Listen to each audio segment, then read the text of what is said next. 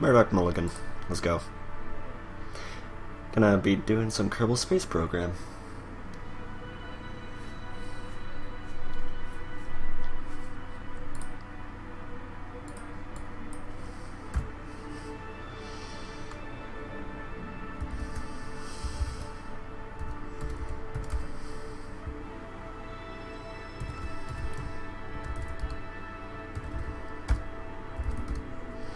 Alright.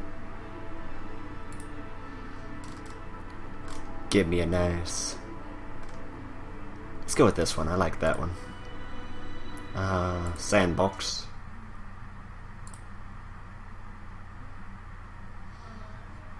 I really like to play this game. Like, all the way free. Yes, I got it. I know how to play. Don't worry.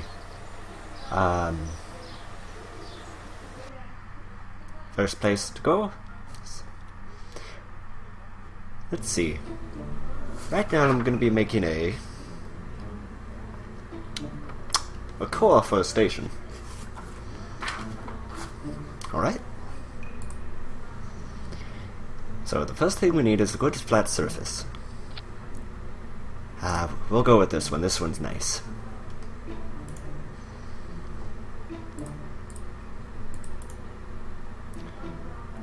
Alright, I'll explain as I go along, so even you can follow this if you want.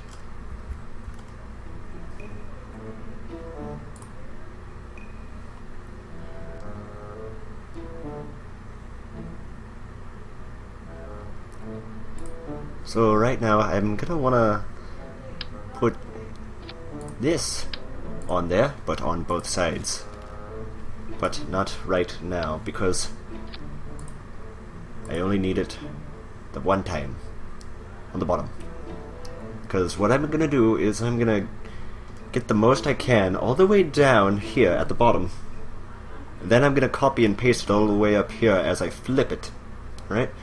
Alright. I'll come back and we'll see what we got. Alright, what I have here is the basis of the core that's gonna be shot up into the air and orbit the Kerbal at the moment. So I got the docking port seniors on both sides, and I have the utility hatches for any Kerbals that want to enter. Monopropellant? You know what, I just forgot. I need to put the propulsion on here. I need to put my thruster blocks, and I'll go with these ones. Make sure I get some good symmetry here. Where's my things? Down there. Why are they down there? They shouldn't be down there. Okay, well, I'm gonna wing it then. Get rid of that. Hold Alt to copy that, and then flip it. There we are. Now it's even on both sides. I don't even need to do all that again. Yeah. Okay, let's see now. Now, what I need is to get this thing up there. So, what we're gonna do is bind myself into structural and put a decoupler on there. There we are.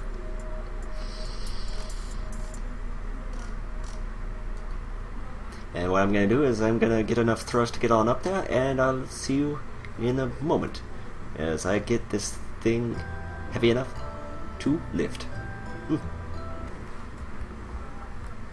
Alright, what I got here is a little simple design where I'm gonna have for these branch off at some point, and then these two on each side are gonna keep on going. So I'm gonna have less weight, but I'm gonna keep on continuing my ascent into orbit, hopefully. And I have another one down here that's gonna help me out get up there even further. So let's see, what shall we title this? Well, it's gonna be the core. It's gonna be the main station that's gonna be going up there. So let's give it a good name. Let's give it Horse Skull. Why Horse Skull? Because that's what I got in my room at the moment. Let's go. Save that. Make sure all of our staging is correct. Got all of them fired at once. All 4 of those going off, and yes, this should work. The main word being should. I don't remember that one. Alright, let's see how well this thing goes. Oh my god. Okay, I'll be right back. I need to go to the bathroom. Alright, let's set thrusters to max. And let's launch. Make sure our SAS is on. There we are.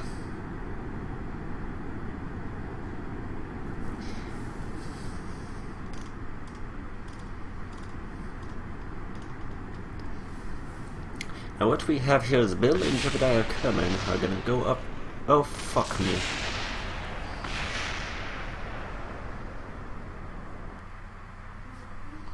Let's try that again. This time with not as much thrust as I just did right there. Okay. Turn on CS, throttle up. There we are. Now I don't know what went wrong there. Let's take a look. Ooh, it's wobbling, that's why. Okay. So I'm gonna have to put some more struts on that. What the hell? Oh, they're not even connected to the decouplers. Whoops. Okay, back to the vehicle assembly. Because that was a failure. Alright, in the name of science, this shall work. We shall get this up into the sky and orbit our very own Kerbal. Let's see now. It's very dark right now. Okay, Horse Skull.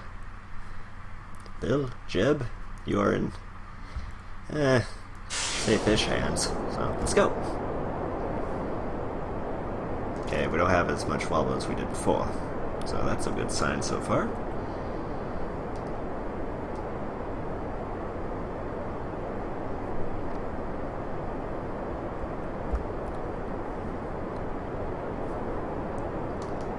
Okay, looks like we have... So since these are solid fuel boosters, I don't even need to have my... I don't need to have boosted up because it's just going to keep on going forever. I'm getting pretty high up there, so let's give it a little turn. We're going to be turning to the... Ooh, it's overheating, oh dear. We're going to be turning to the east in order to get a nice orbit around Kerbal. Okay. Gain a lot of speed and a lot of altitude really quickly.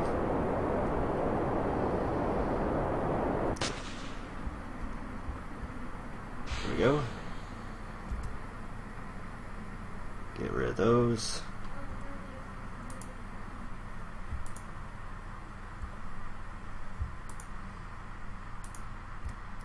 I just gotta remember how to do this part.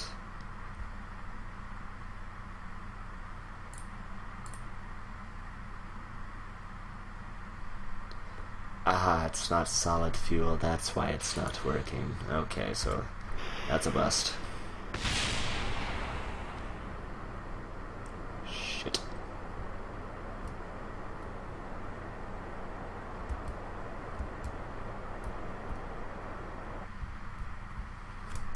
See how well we are out there. Eh. Not doing too bad. We're not doing good. We're not doing bad. I remember that.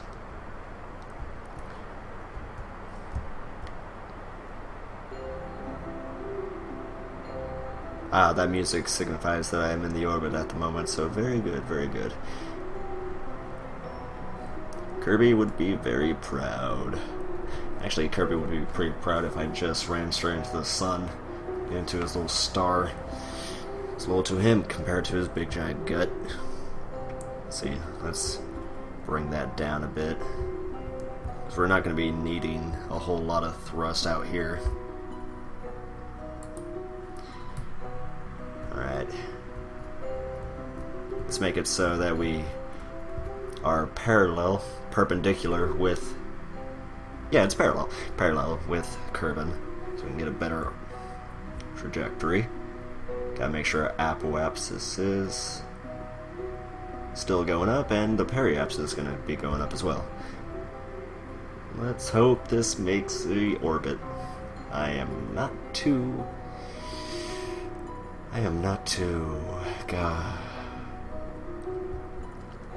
confident with this one. Horsehead may not make it, so let's just go up. That is not as far as I want it to be, so let's go back to the flight. Let's go back to the vehicle assembly and add a little bit more on there. And maybe, just maybe, I'm not such a tool, and I can get rid of these and add some solid fuel tanks. Let's see. Rename that one a horse and tail. Alright, there we are. Yeah, I had a little one right there, so...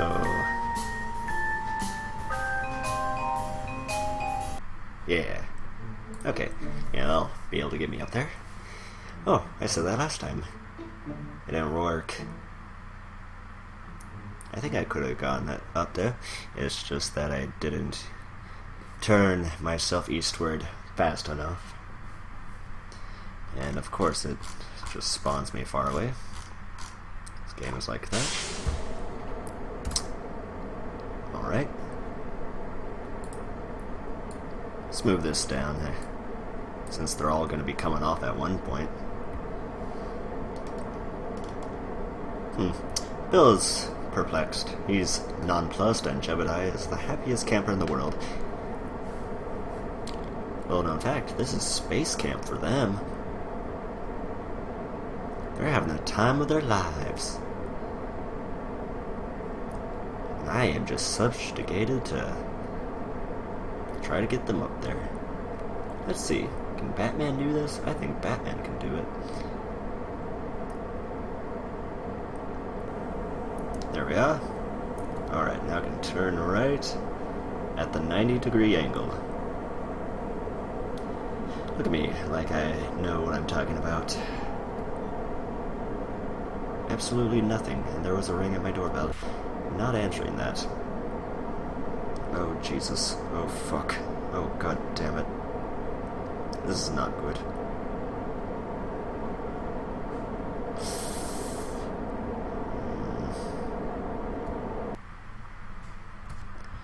Alright, that was not when I was supposed to turn, then. We will try that at 20,000. Let's see, let's go with a story time book. Let us read the Grimm brothers as Bill and Jebediah head towards space. Now then. The Louse and the Flea. A louse and a flea kept house together and were brewing beer in an eggshell. Then the little louse fell in and burnt himself. At this the little flea began to scream loudly. Then said the little door, "Little flea, why are you screaming?" "Because the louse has burnt herself." Then the little door began to creak. At this, a little broom in the corner said, "Why are you creaking, little door?" "Have I not reason to creak?" "The little louse has burnt herself. The little flea is weeping." So the little broom began to sweep frantically. Then a little cart passed by and said, "Why are you sweeping, little broom?" "Have I not reason to sweep?" "The little louse has burnt herself. The little flea is weeping. The little door is creaking." So the little cart said, "Then I will run," and began to run wildly. Sorry. Let us turn a little bit. Slightly this time. Not too fast. I'll get back to the story in a moment. Oh dear, this is not looking good. Okay. Let's get rid of these.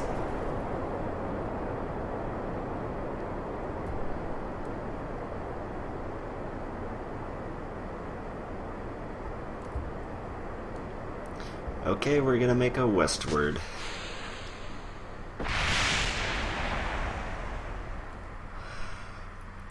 Alright.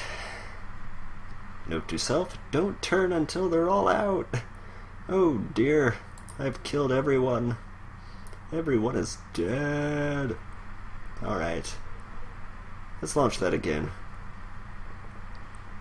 This time, no turning until everything is done.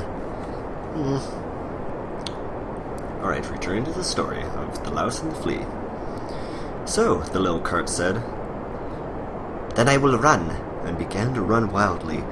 Then said the garbage heap by which it ran, "Why are you running, so little cart?" "Have I not reason to run?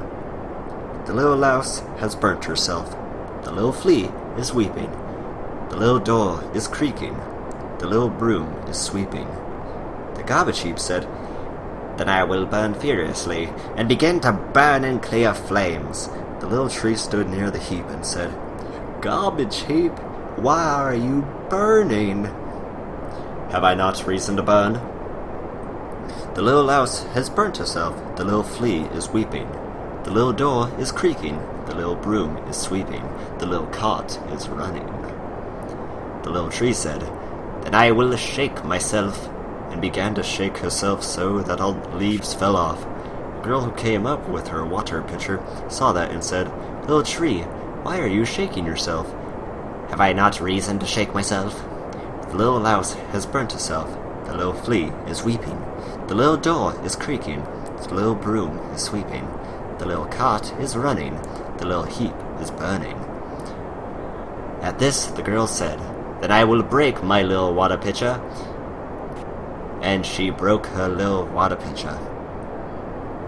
Alright. Then said the little spring from which ran the water, "Girl, why are you breaking your water jug?" "Have I not reason to break my water jug? The little louse has burnt herself. The little flea is sweeping. The little door is creaking. The little broom is sweeping. The little cart is running. The little heap is burning. The little tree is shaking itself." "Oh ho!" said the spring, "then I will begin to flow, and begin to flow violently." Holy shit, my rocket is violent right now. Maybe I should put some heat shields on this bitch. And in the water everything was drowned. The girl, the little tree, the little garbage heap. Holy shit. Let's get rid of this shit. Okay, let's go. Oh dear. Oh no. Everything went wrong. That's not connected anymore. No.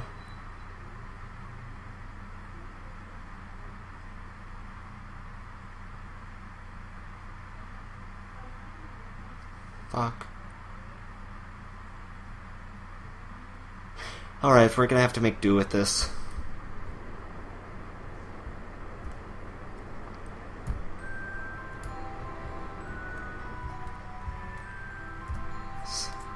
Not the preferred method, but it will be the method I will have to do. Alright, let's finish the story.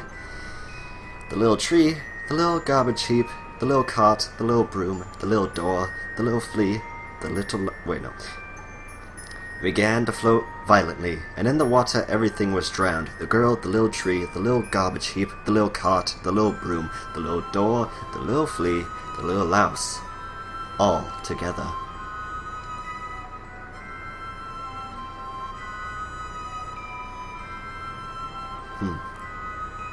So in that one, everyone died, but right now everyone is alive in my rocket. So we still have hope for these people, but not for the flea, the whoever the fuck was in there.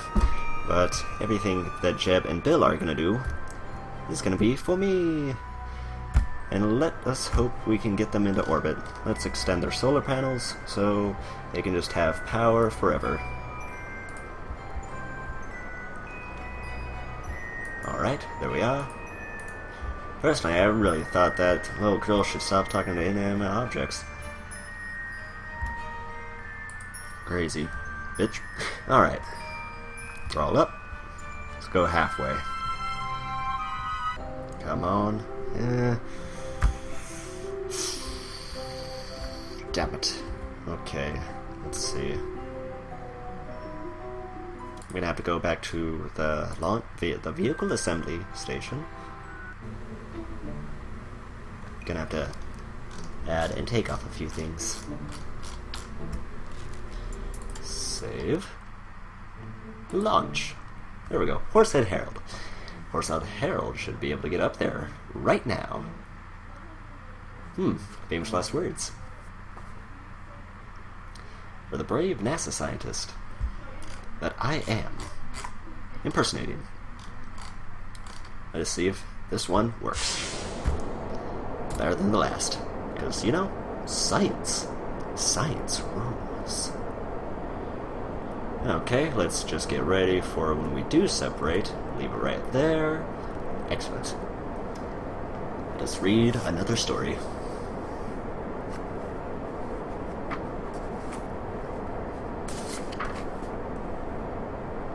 The Girl Without Hands.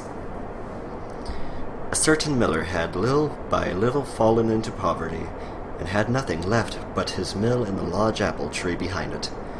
Once, when he had gone into the forest to fetch wood, an old man stepped up to him, whom he had never seen before, and said, "Why do you plague yourself with cutting wood? I will make you rich, if you will promise me what is standing behind your mill." "What can that be but my apple tree?" thought the miller, and said, "Yes," and gave a written promise to the stranger. He, however, laughed mockingly and said, "When 3 years have passed, I will come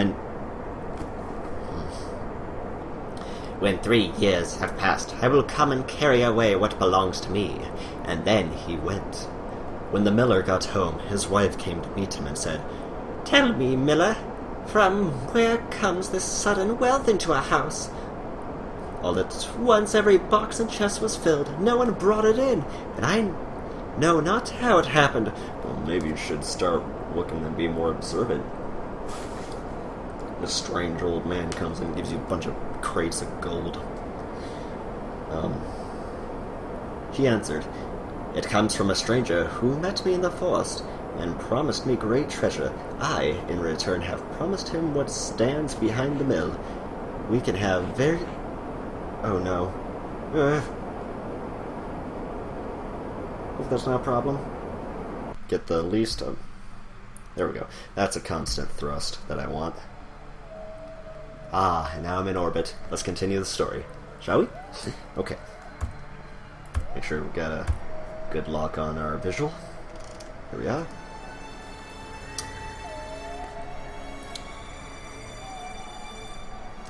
I, in return, have promised him what stands behind the mill. We can very well give him the big apple tree for it." "Ah, husband," said the terrified wife, "that must have been the devil. He did not mean the apple tree, but our daughter, who was standing behind the mill sweeping the yard." The miller's daughter was a beautiful, God-fearing girl, and lived through the 3 years in piety, and without sin. When therefore the time was over, and the day came when the evil one was to fetch her, she washed herself clean and made a circle round herself with chalk. What the fuck is going on here? Okay. Let's get this back on track. Make sure we can be in this position. Kill our thrust. Okay, get to the apoapsis. Almost. And here we are. Okay, now we can throttle up. But just barely, so we're not wasting as much liquid fuel as last time, like the dingus we were. Okay. The devil appeared quite clean and made a miracle around herself with chalk. The devil appeared quite early, but he could not come near her. Angrily he said to the miller, "Take all the water away from her, that she may no longer be able to wash herself, for otherwise I have no power over her." The miller was afraid, and did so. Okay, you could have just kept the water there and not let him get your daughter? Oh well. The next morning the devil came again, but she had wept on her hands, and they were quite clean. Again he could not go near her, and fiercely said to the miller, "Cut her hands off, or else I cannot get the better of her." Holy shit, okay. Father, just come at your daughter with an axe, why not? Okay. The miller was shocked and answered, How could I cut off my own child's hands?" The evil one threatened him and said, "If you do not do it, you are mine, and I will take you yourself." The father became alarmed and promised to obey him, so he went to the girl and said, "My child, if I do not cut off both your hands, the devil will carry me away, and in my terror I have promised to do it. Help me in my need, and forgive me the harm I do you." Fuck you, Dad. Oh, man. Did they make it? Shit. Not quite. Okay, I got an idea. Revert flight. Okay, there we go. I have added one more giant fuel tank on the bottom, and a lot more separatrons, so the fuel tanks will separate more easily. I probably should have put some heat shields on there, but whatever. We're gonna go up there right now.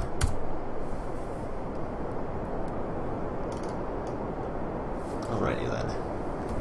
Let us continue with this fucked up story.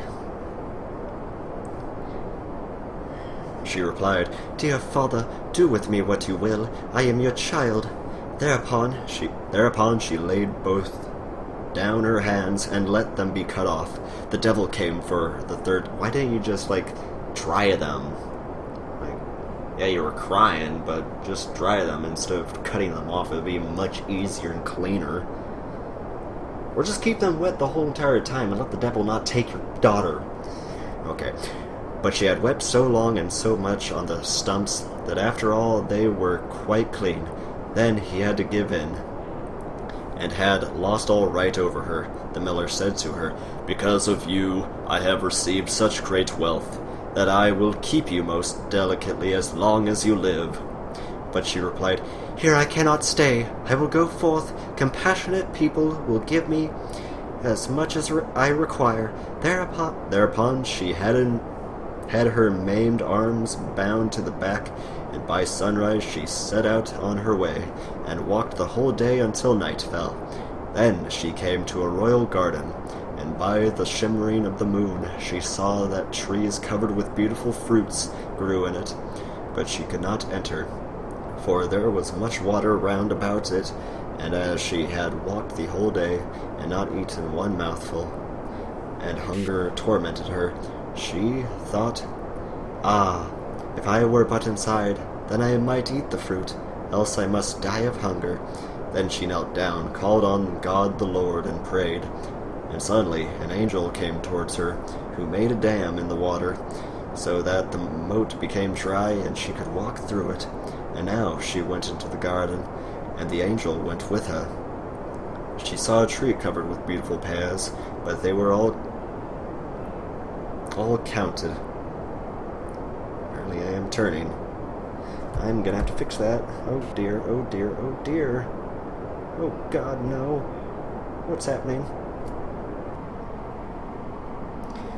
Alright, let's hope that goes smoother.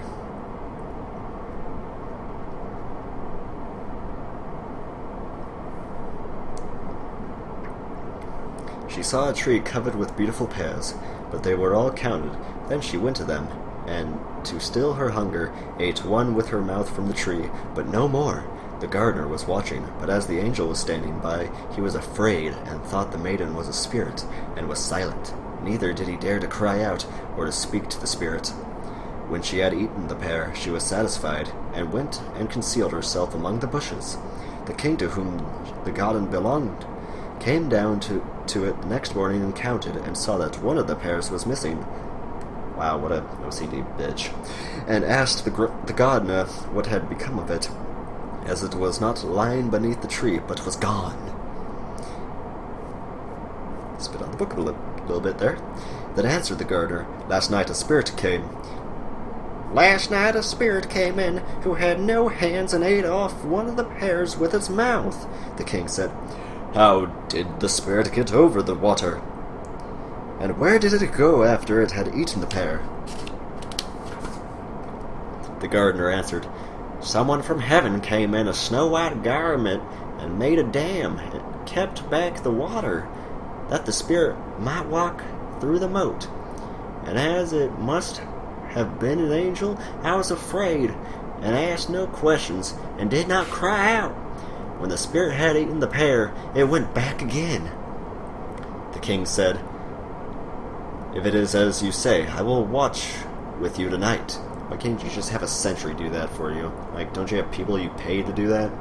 King man? Oh, whatever. The king said, "If it is, when it grew dark, the king came into the garden and brought a priest with him, who was to speak to the spirit. All three seated themselves beneath the tree and watched. At midnight, the maiden came creeping out of the thicket. Oh shit. Let's get rid of that. Oh, god damn it. I think I know what the problem is.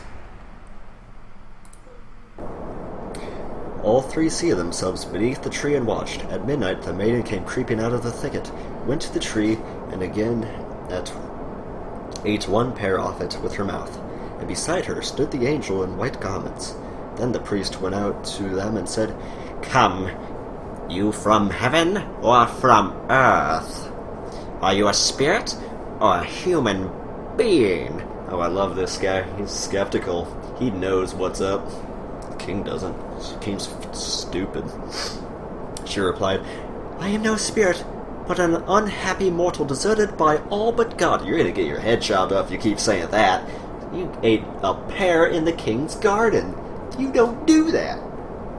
The king said, "Though you are forsaken by all the world, I will not forsake you." Alright. He took her with him into his royal palace, and as she was so beautiful and good, he loved her with all his heart, had silver hands made for her, and took her for his wife. That is awesome. Just got some automail for her, and married? This king's awesome in my book. Okay, let's continue with this one. After a year, the king had to go to war, so he placed his young queen in the care of his mother and said, "If she is brought to bed, take care of her, nurse her well, and tell me of it at once in a letter." Then she gave birth to a fine boy, so the old mother made haste to write and announce the joyful news to him. I really hope it's his. But the messenger rested by a brook on the way, and as he was fatigued by the great distance, he fell asleep. Then came the devil, who was always seeking to injure the good queen, and exchanged the letter for another, in which was written that the queen had brought a monster into the world. When the king read the letter, he was shocked and much troubled, but he wrote in answer that they were to take great care of the queen and nurse her well until his arrival. I'm pretty sure that this devil guy is some schizophrenic douchebag. The messenger went back with the letter, but rested at the same place and again fell asleep. Then came the devil once more, and put a different letter in his pocket, in which it was written that they were to put the queen and her child to death. The old mother was terribly shocked when she received the letter, and could not believe it. She wrote back again to the king, but received no other answer, because each time the devil substituted a false letter. And in the last letter, it was also written that she was to preserve the queen's tongue and eyes as a token that she had obeyed. Asshole. But the other mother wept to think such innocent blood was to be shed, and had a doe brought by night, and cut out her tongue and eyes, and kept them. Then said she to the queen, "I cannot have you killed, as the king commands, but here you may stay no longer. Go forth into the wide world with your child, and never come here again." The poor woman tied her child on her back, and went away with eyes full of tears. She came into a great wild forest, and then she fell on her knees and prayed to God. And the angel of the Lord appeared to her, and led her to a little house on which was a sign with the words, "Here all dwell free." A snow-white maiden came out of the little house and said, "Welcome, Lady Queen," and led her inside. Then they unbound the little boy from her back, and held him to her breast that he might feed, and laid him in a beautiful made little bed. Very good. Carrying mother. Let's get this up to the apoapsis, and there we are. Make sure it's on prograde so we get the most out of our thrust.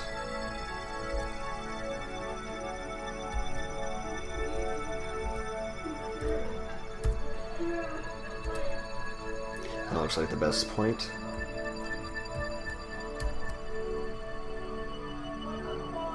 Okay, now it's going up there. Very good.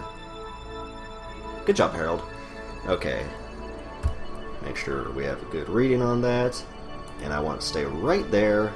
No more prograde. Then said the poor woman, "How do you know what I was?" How do you know that I was a queen?"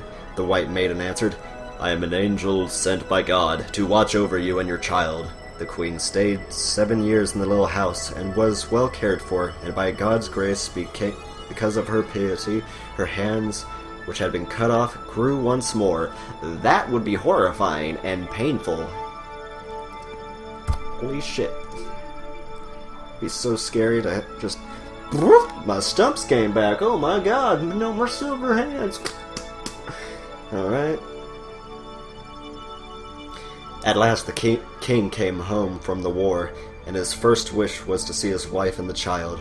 Then his aged mother began to weep and said, "You wicked man! Why did you write to me that I was to take those 2 innocent lives?"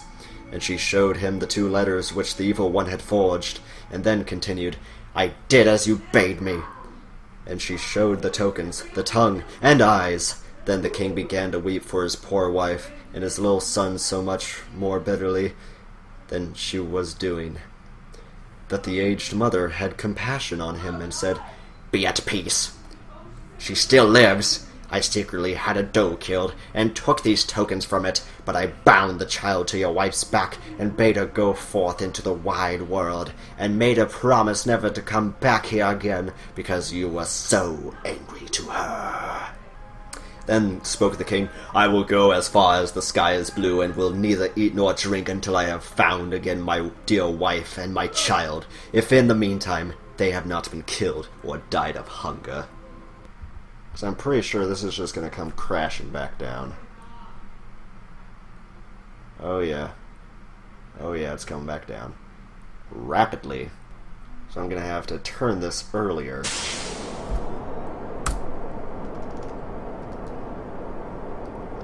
Let's go with 2 paragraphs, and if it reached 15,000, then I will start turning to the right.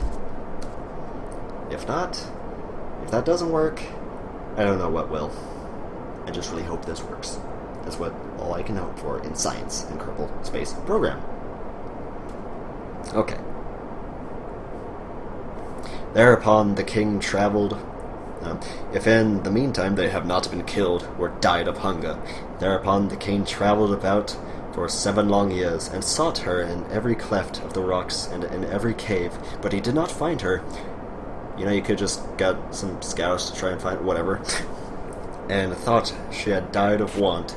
During the whole of this time he neither ate nor drank, but God supported him. At length he came into a great forest, and found therein the little house whose sign was, "Here all dwell free." Then forth came the white maiden, took him by the hand, led him in, and said, "Welcome, Lord King." Pardon me, I just had some Chipotle right before this king. Now, let me escort you in. And asked him for where he came. He answered, I have traveled about for the space of 7 years, and I seek my wife and her child. I have traveled about the space of 7 years, and I seek my wife and her child, but cannot find them. The angel offered him meat and drink, but he did not take anything, and only wished to rest a little.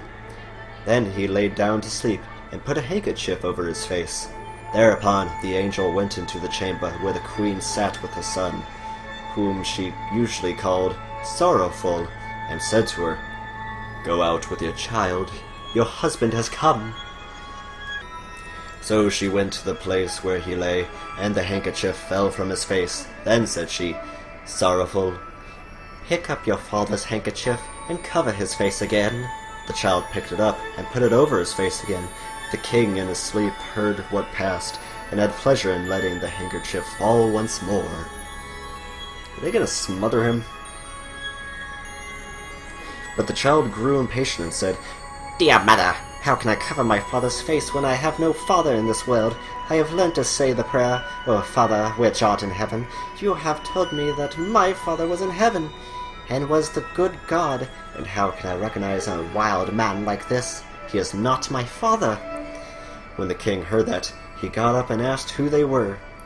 Then said she, "I am your wife, and that is your son, Sorrowful." And he saw her living hands, and said, "My wife had silver hands." She answered, "The good God has caused my natural hands to grow again." And the angel went into the inner room, and brought the silver hands, and showed them to him.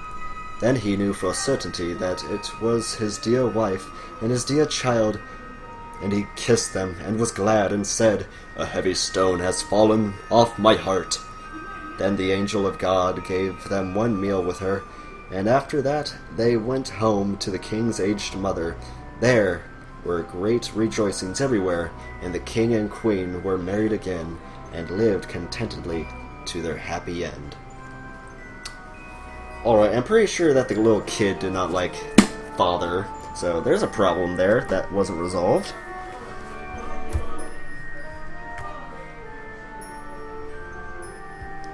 Okay, let's bring this down, and I think that he should have been more skeptical about the hands, because they were missing. And then he just didn't mind after that. It's like, "Oh, yeah, you must be my wife. Yeah, you could, God and whatnot." Some medieval times. You know, I'll just believe you and say that you are my wife. Let's see if we can save some fuel. Bring that down a little bit. Actually, we're gonna have to bring it all the way up. Come on. Come on, you bastard. We can get this into orbit. Come on. Oh. Yes! I think that's good enough. Let's see.